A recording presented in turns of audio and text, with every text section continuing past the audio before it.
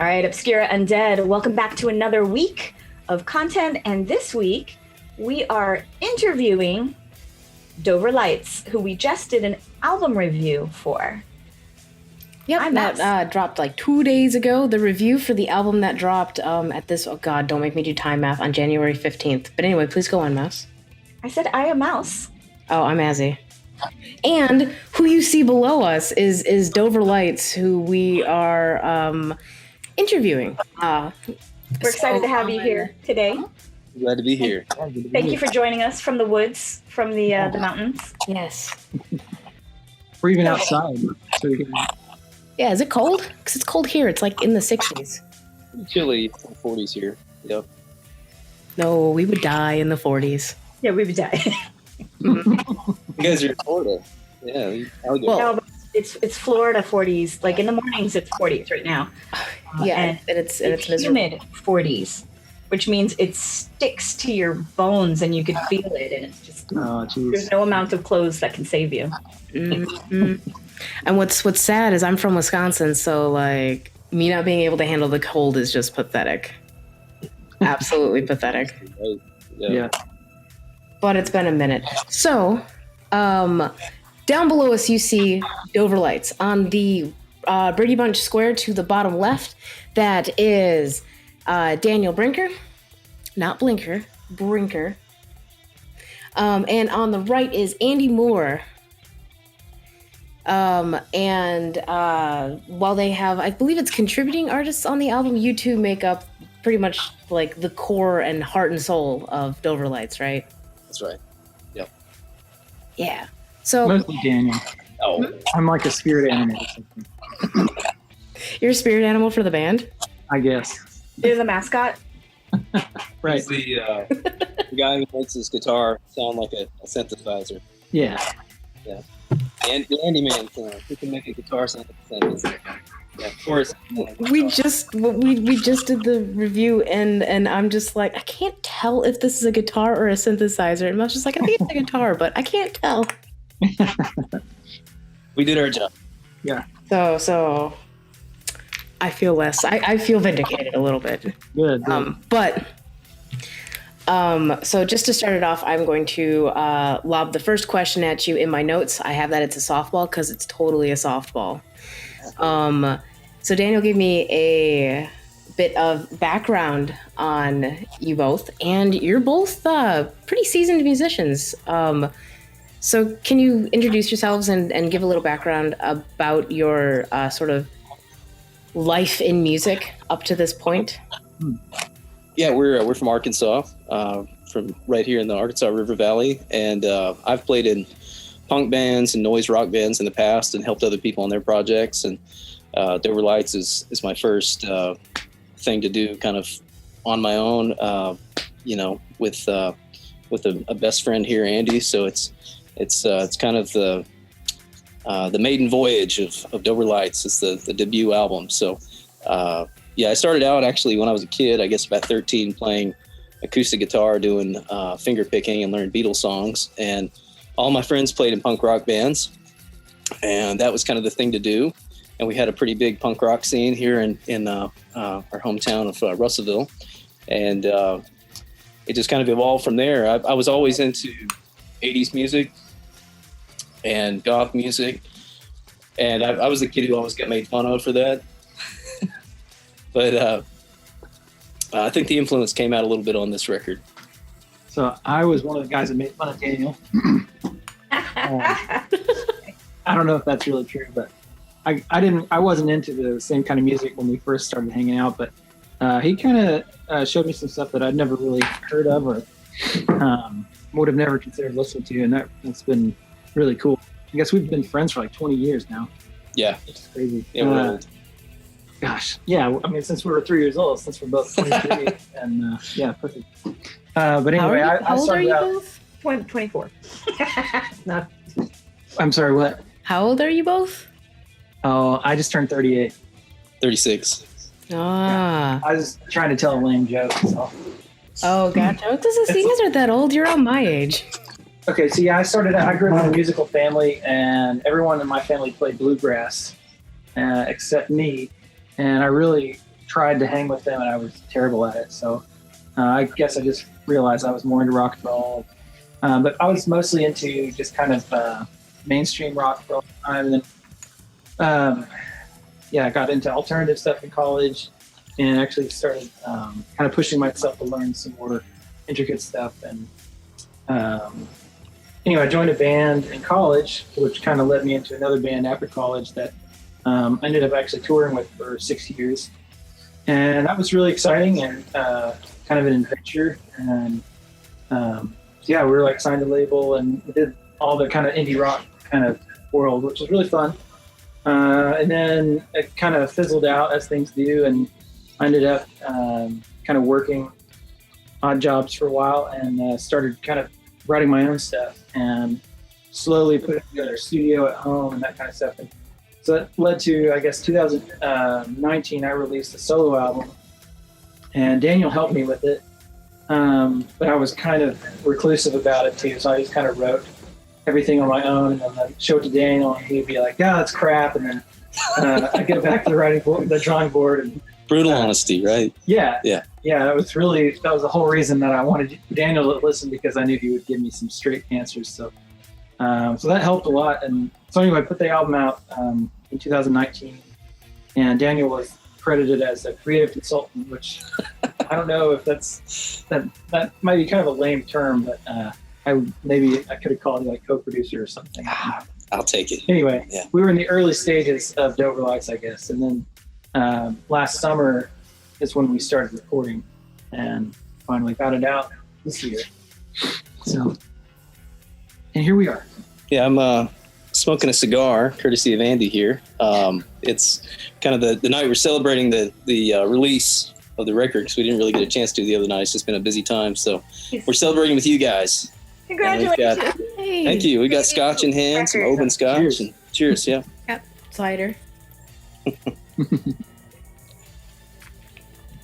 Awesome. What inspired your shift from, I know you guys just mentioned that you had inspirations in like punk and rock. What inspired your shift from that to like post-punk with a wide ethereal wave and almost a folk streak? Yeah, I think it was always there. When I was a teenager, my brother got me into this Mortal Coil and everything off of the old school 4AD stuff, Bauhaus and Big Party, Cocktail Twins, all that good stuff. Especially Dead Can Dance. It was a really big one for me. I love that first album. I mean, I love all their albums, but that first one was great.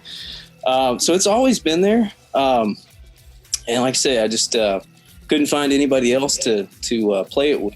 And honestly, like when I started writing this record, I thought it was just going to be kind of a stripped down acoustic type thing. And the more equipment you amass over the years and the better guitars you get, microphones and all that, synthesizers, you just realize like, hey, I'm just going to pull out all the stops. And that's what we did.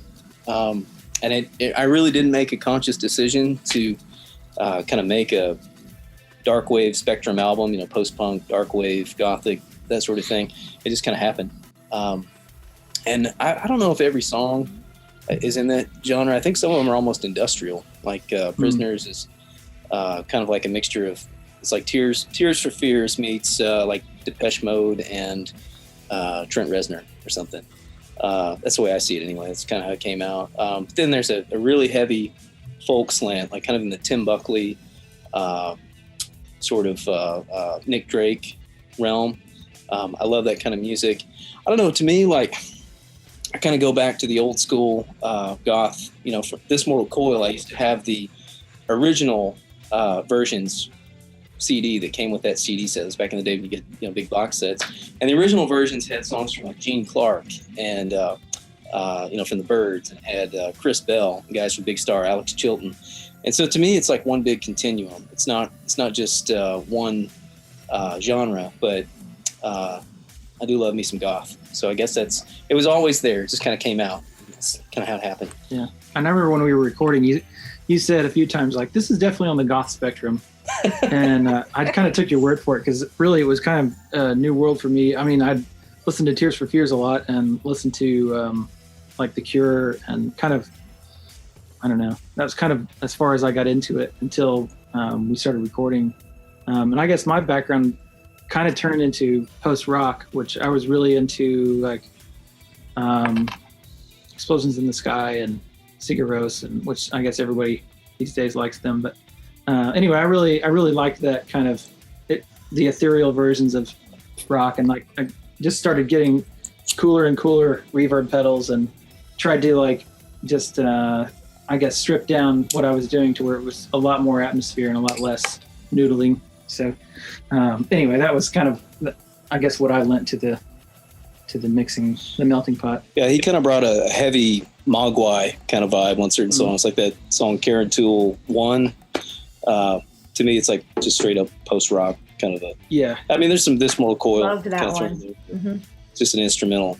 Yeah, Andy's side of this thing. Sorry if I kind of take these out again. I keep getting an echo. I would kind of come up with an idea, and Andy would make it better. For instance, on that Karen Tool 1, it starts out hi-fi, and then it kind of disintegrates into a lo-fi sound. Like he put some filters on it, made it sound like it was turned into old tape or something. And that led into that Blue Fox song, which is, you know, basically just straight up musing. I mean, it's almost kind of Neil Young, Tim Buckley, you know, it's kind of in that range. But Karen Tool 1 kind of disintegrates into that. And just ideas like that. That was Randy's ideas. Like on the song Prisoners, the guitar, the sustained kind of sound. I did that ending solo that has the weird sustained guitar on it. Andy did the more kind of clean, rushing sort of guitars. But I hit a few clankers, and Andy liked it.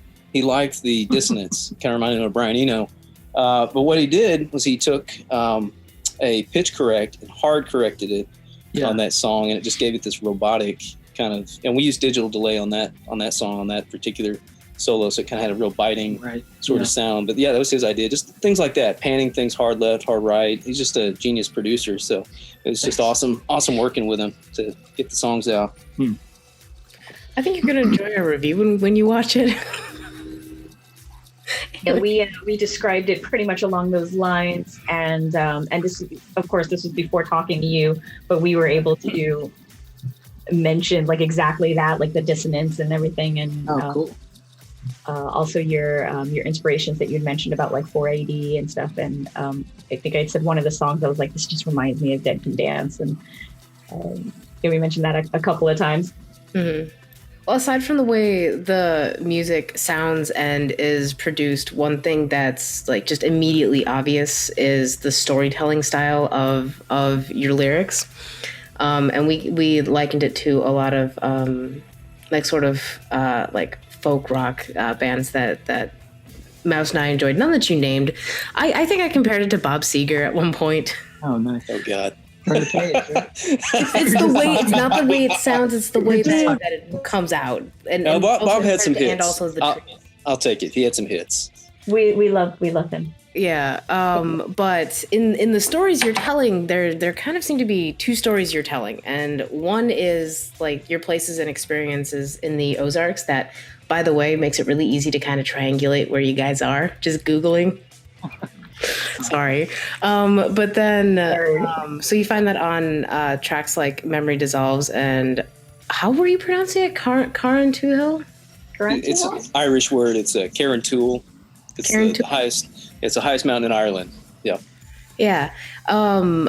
And then you have other stories on the album that sort of conjure images of, like the rise of the nuclear age to the end of the Cold War. And I'm specifically thinking like Prisoners and Three Women. So these are, two very kind of different stories to tell. So is there something that interlinks them? Like you're obviously storytellers. What story are you trying to tell?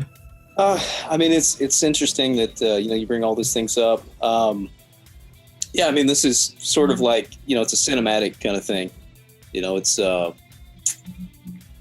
autobiographical, but it's also kind of telling the stories of other people.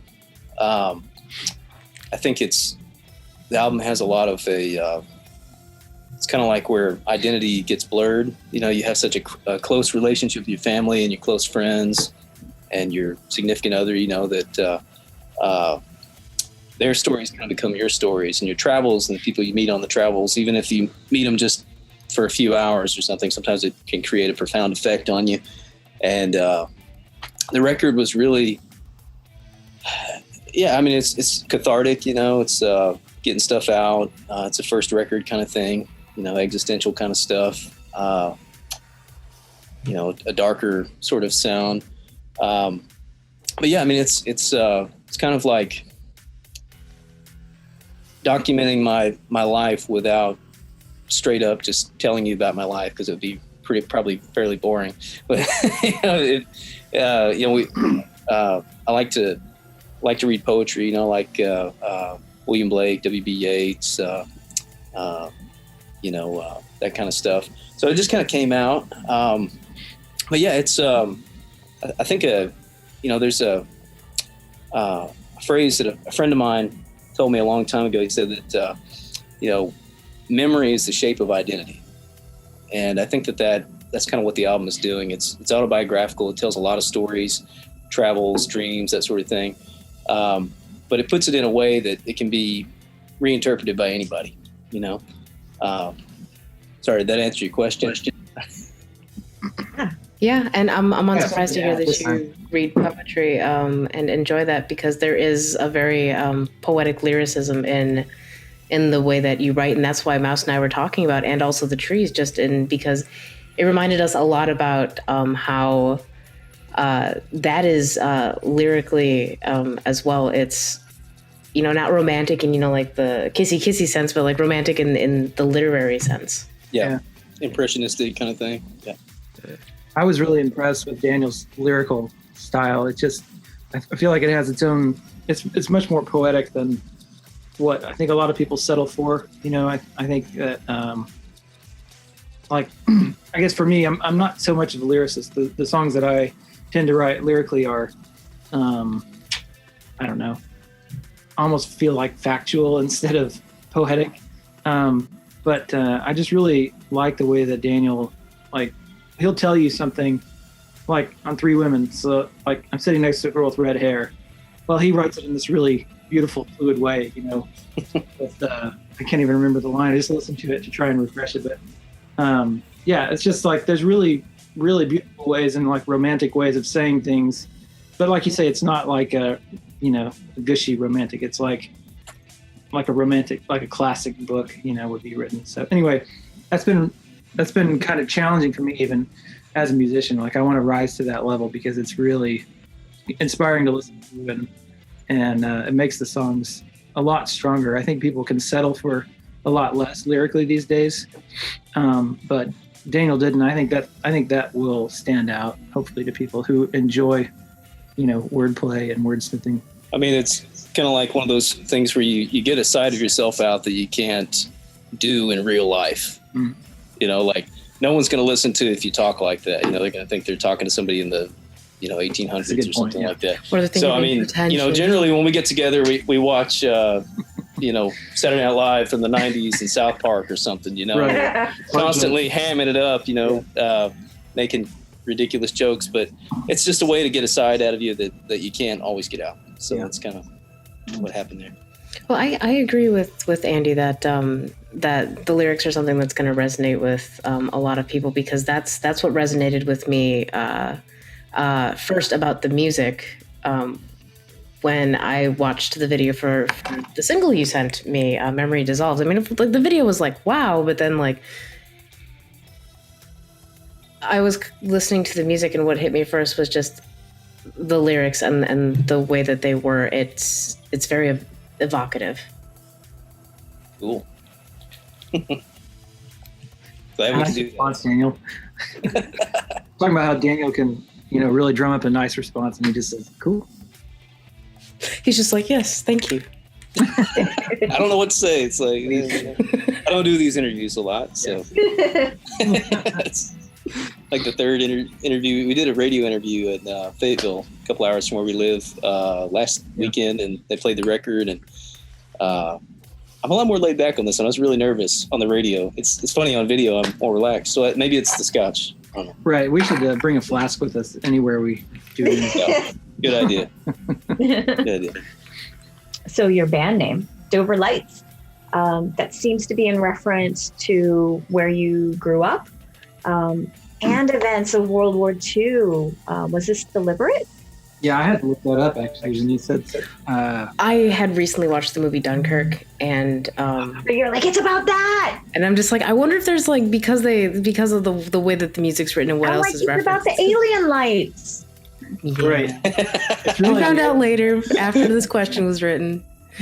The alien lights, The yeah, alien lights. or whatever There's they not really an are. explanation. Ghost lights, yeah. Yeah. Ghost lights. There's not really an explanation about the orbs, right? Yeah, well, nobody knows what they are. Right. Yeah, yeah. That's So fascinating. the Dover lights, yeah. For people watching that have no idea what we're talking about, 15 minutes from this house up north. If you go up in the mountains a little further, there's some lights that appear in a valley on the Piney River, and nobody knows what the heck they are. And sometimes they move at high speed. Sometimes a lot of them pop up. Some people say they're the ghosts of the conquistadors. Some people say they're, Algae. luminescent fumes or something. Who Right. knows? That's Pockets amazing. of gas.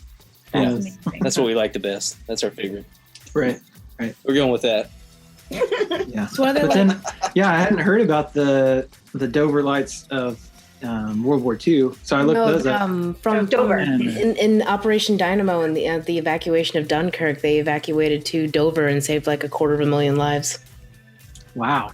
It's a plus. We're going to use that from now on. So that's why I was wondering, because like that's a very famous event, and some of what you reference is definitely like post World War II. So I was just curious if there was like some kind of overarching mastermind. No. Well, I shouldn't have said anything. We could just take credit for it. Yeah, you should be like, of course we planned it that way. We'll say that in the next interview. There you Yeah. go.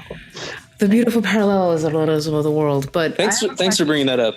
I have a question about the actual Dover lights, though. Are they like Northern Lights, Aurora Borealis looking, or like they No. fireballs? They're like orbs, right? They're orbs? Yeah, exactly. They're Yeah. down in the valley, so like you have to look down in this valley and kind of you have to know kind of where to look, and you just look for a long time, and then sometimes they'll show up. And my neighbor actually took pictures of them, which it's kind of hard to get pictures of them because they're kind of sporadic. So Yeah, he took some of the best photos I've ever seen of them. I think we're probably going to use it for the next record, the photos of the lights. It's pretty cool. Yeah. That sounds It's cool. amazing. That's amazing. I'm all about UFOs, and there's all these different words for it now. Unidentified flying phenomena. So UFT? That's not as catchy. no, I know it's not ever going to catch on, no, UFP. Yeah. but they're probably just fireflies. Really big fireflies. Really big fireflies. Get down there with a couple of flares and some of those thermal blankets just flashing. Yeah, it's probably- All right. Anyway, it sounded cool, so we went with that. It is cool. It is cool. All right. So shifting back over to your music, your sound. No two tracks are the same on. I just said two tracks. See, look, this is what happens when I have half a cider. No two tracks are the same, and you kind of flow freely from this more electronic and synth-laden tracks to these more pared down acoustic ones. And it really is such a range. And you were talking before about how you have all of these sort of, I don't know, I don't want to say like hacks, but just like neat production things that Andy does. So then why have the pared down acoustic tracks and alongside like that kind of just really interesting experimentation? Not that the acoustic tracks aren't interesting there too, but it's just a lot going on a single album. yeah, I feel like it's kind of like a relief sometimes when you're listening through. Like if we were to do if it were heavy electronics the whole time, it kind of might get tiring as a listener. But I think part of it was like, what serves this song and where's this song going? And that's kind of where we started. And really, like Daniel said, they almost all started acoustic. And then we started adding things and then taking out the acoustic parts eventually on a lot of it. So, that's kind of how each song evolved. And I think I think we were just trying to keep our expectations loose. And just see, like, you know, how does this song feel right here? Like, well, for instance, Karen 202, the last song on the album, at one point sounded like it could have been on U2's War album. Like, it was just a really driving punk rock song, and had a little bit of atmosphere, a little bit of delay and reverb going. And I remember coming back to the studio the next day, and Daniel was like, this just isn't it. This isn't what this song is supposed to feel like. And so went back to the drawing board, and I mean, I think you changed chord structures, you changed lyrics, you changed a lot about it. And then we kind of came up with this new sound. And to me, that's one of my favorite songs in the album. And I don't know if it's because we kind of rewrote it together or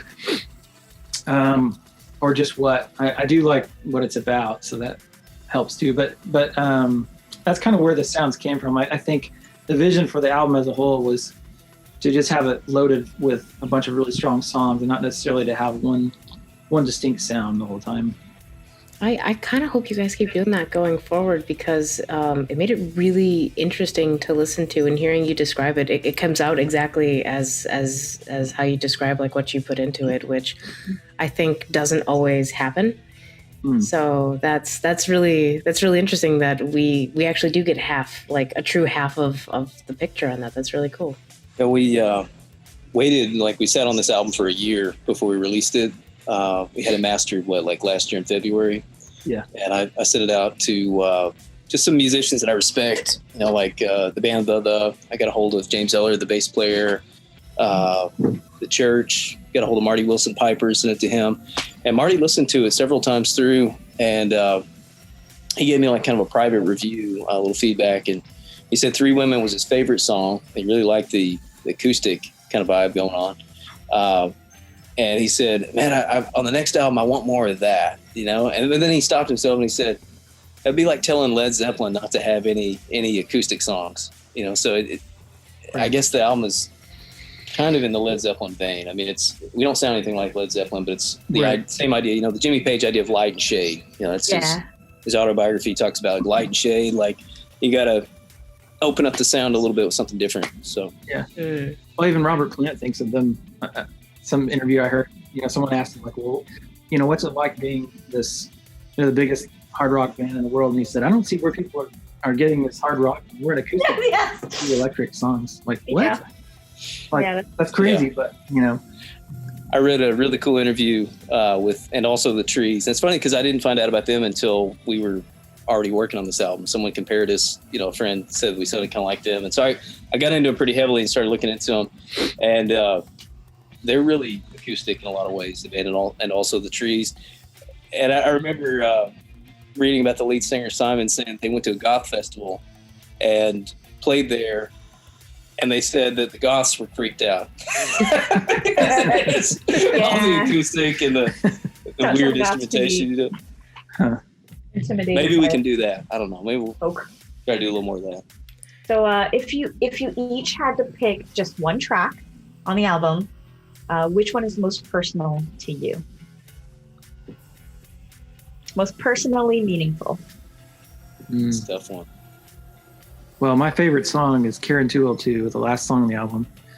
And I mean, sonically, that song means a lot to me. Like, it's one of those that I wish it could be like an entire B-side of an album. Like, I wish it could be a 25-minute long sonic experience, you know, because I like the sounds a lot. And it's kind of got three sections. There's an intro that is its own thing, and there's the lyrical section, which has its own kind of eerie vibe to it, and then there's the ending, and the whole thing is like a little movement, you know. It's like, I don't know, I'm proud of that song, and I really enjoy listening to it. It's kind of like, to me, it's like dessert at the end of the album. It's pretty lame to say, but I'm glad it's at the end of the album, because it's so epic, and then it has that moment where it stops, and then it just comes back in. Yeah. Yeah, I'm gonna say put out a single of like a version of that song, expanding and going on. You could have the original version of that song that you guys have written and the current version all together, and make it a 25-minute song, and put it on Bandcamp. It's almost that long as it stands, right? It's like 7 minutes or something. No, it's not that long. 6.5, I can't remember. It's somewhere around there, yeah. Six and some change. That's probably my favorite song of the album as well. That one and Prisoners, I think, are tied. I think they kind of gather both sides of the sound. Prisoners more that industrial kind of arena rock sound with a lot of goth, kind of Dead Can Dance thrown in there. And then Karen Toole is just like straight up Nick Drake or Tim Buckley or something. It's just, I don't know. That outro that Andy was talking about at the very end, he's playing the chromatic scale. It's just descending, and then it rises up again, and it starts it over, and it just keeps descending, is what it sounds like. I remember you trying to play that, after I wrote it and sent it to you, and you're like, what was it you said about it? I was like, I don't know. You would ask me to write something instrumental over, like a melody over it, and I finally realized, like, this is not in any key. It's constantly changing, like every chord is a new key. Which overall, it just feels really interesting, but it's hard to write to. So that was a fun challenge too. It's kind of like a ending of like a French film, where you think it's over, like Le Samurai or something, or you think it's over and it's not over. It just keeps going. But that song is very special. My friend, when I used to live in a town not too far away from here, we lost him to self-harm a few years ago on New Year's Eve, and that song's dedicated to him. The whole album's dedicated to him, but that song in particular. And I think really, you're asking me about what's the album about. I think the underlying theme on a lot of the songs is don't give up. There's someone else out there. It's like kind of like you're crying out into outer space or something. It's like a kind of a sci-fi Twilight Zone sort of feel. But there's someone out there, and it's really trying to think of a way to put it. Very anti-suicide. So it sounds dark, but when you're talking to somebody going through hard times, like some of the last things they want to hear are, "Oh, the world's beautiful, the world's perfect." Let's all just pretend. It's not pretend. It's like facing whatever you're facing head on, and trying to figure out a way around it and cope with it. And anyway, that song is very special. So I'm going to second Andy on that. Karen Toole too. My favorite one. Thanks for sharing that. Yeah, I get the impression from speaking with you both that you're kind of two sides of the same coin in terms of like how you create music, like leaning more heavily towards like the feel and the heart of something, and then on the other end, the more technical aspects of how to make that a reality. Would you say that's true? Yeah, that's kind of how it works. But it's really nice, like listening to the way you both talk about each other and meet in the middle. That's just really cool. There was a phrase that I kept telling Andy. He probably got sick of it. He thought it was funny at first, and it probably got annoying. But while we were doing the record, he would come over, and I would push him to the limit.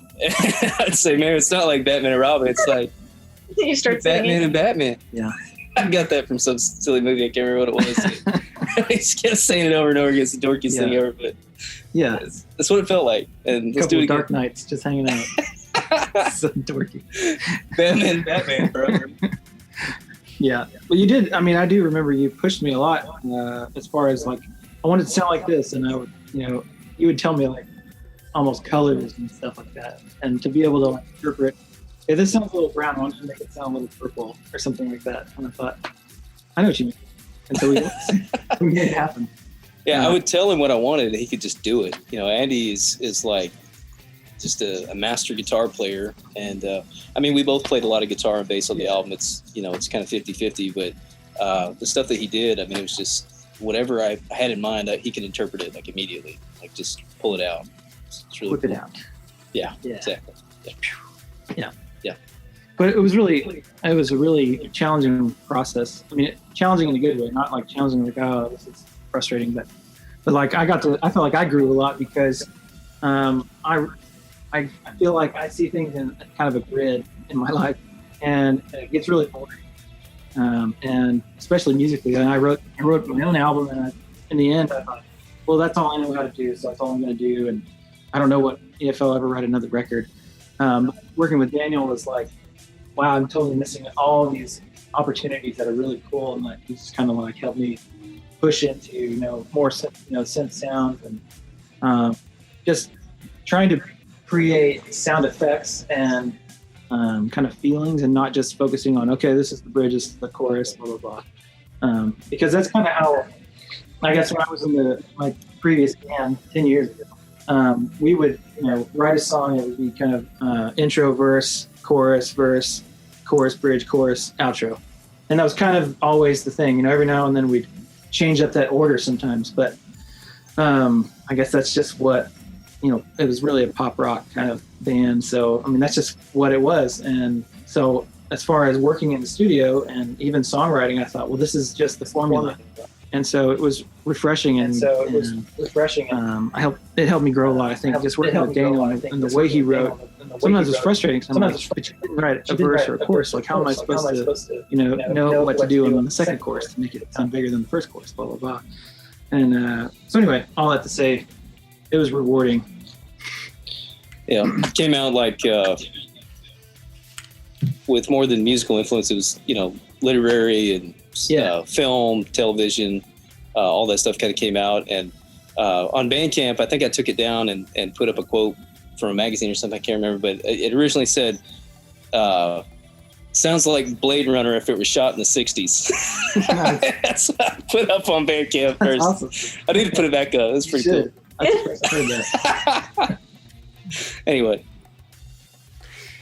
We did watch a lot of movies actually while we recorded, which was pretty cool. Movies, and or at least just clips of movies, which was pretty cool. So like just try and find inspiration for sounds and for feelings and stuff from other places besides like music that we love.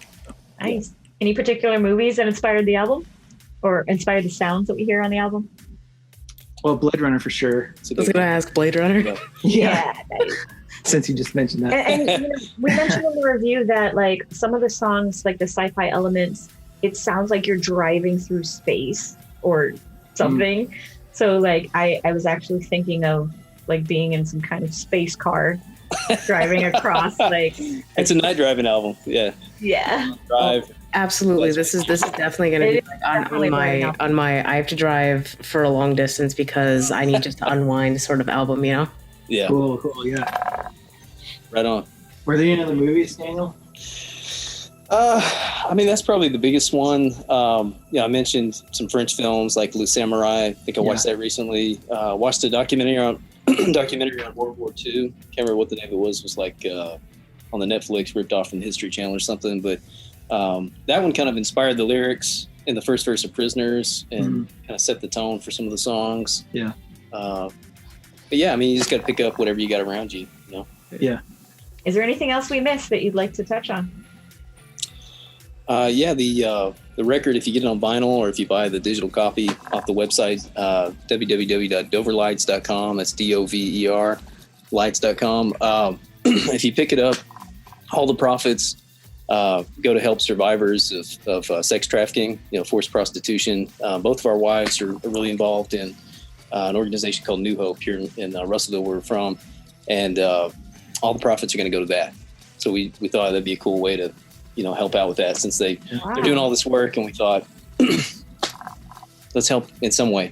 So if you buy it, that's where your money goes. So buy a record. Wow, that's huge. Thank you. Please. Is well, thank you for joining us all the way from the Ozarks. You're welcome. Yeah, thanks for having us. Love doing it. Yeah, despite the 1 hour time difference, which sometimes feels a little insurmountable. I don't know.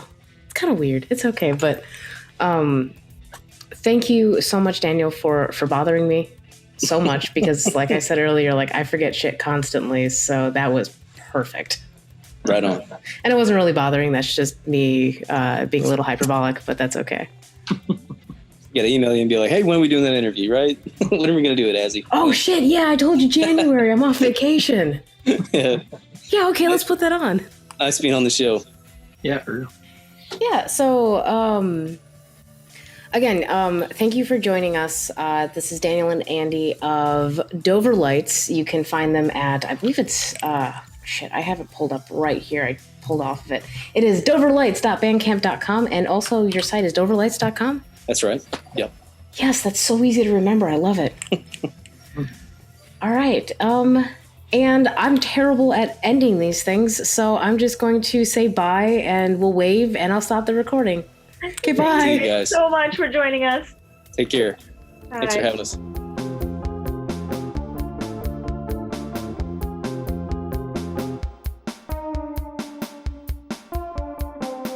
This ignorance of consciousness to spare the